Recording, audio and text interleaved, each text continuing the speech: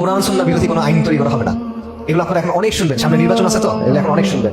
এগুলো হলো যে আপনাদের যাদের ছোট ভাই আছে বা ছোট বাচ্চা আছে, বাচ্চা মনে করেন চিড়িয়াখানায় গেছে, একটা ঘোড়া দেখছে, ঘোড়া দেখে বলছে যে বাবা আমাকে বা ভাইয়া আমাকে ঘোড়া কিনে দাও, আমার একটা ঘোড়া লাগবে, কান্নাকাটি করতেছে।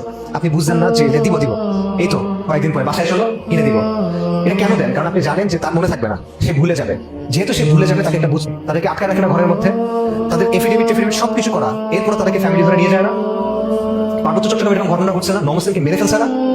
এরকম কত ঘটনা আছে। কাদিয়ানিরা তাদের দাওয়াতি কাজকর্ম করে, সেখানে মুসলিমরা কাজ করতে গেলে তাদেরকে জেলে ধরে নিয়ে যায়। মিশনারিরা দাওয়াতি কাজ করে, ওলামায়ে কেরাম কাজ করতে গেছে। আপনারা জানেন জুবাইর সাহেব হাফিজাল্লাহ, ওনাদেরকে জেলে থাকতে হয়েছে কেন? কিসের জন্য? কিসের জন্য? দেশের আগে তো এটা কোনো অবৈধ কিছু না, তাও তো সেটা মানা হয় না। তো এই রাষ্ট্রধর্ম ইসলাম আর কোরআন সুন্নাহ বিরোধী আইন করা হবে না, এটা দিয়ে আপনি কি অর্জন করছেন বলেন?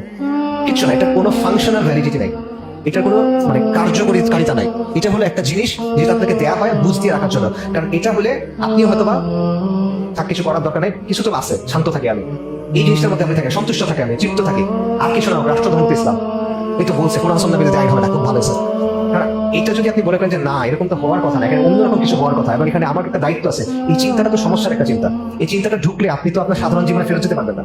এই চিন্তাটা ঢুকলে আপনার তো মনে হবে যে আল্লাহর সামনে গিয়ে আমার একদিন দাঁড়াইতে হবে, আমি কি বলবো? এত চিন্তা করতে কে চায়? তার চেয়ে কথা আপনি মেনে নেন, এটা তো সোজা। একটা বুঝ আপনি নেন, সেও বুঝ দিল, আপনিও বুঝ দিলেন, সবাই খুশি। এটা হলো আর কি আমাদের অবস্থা।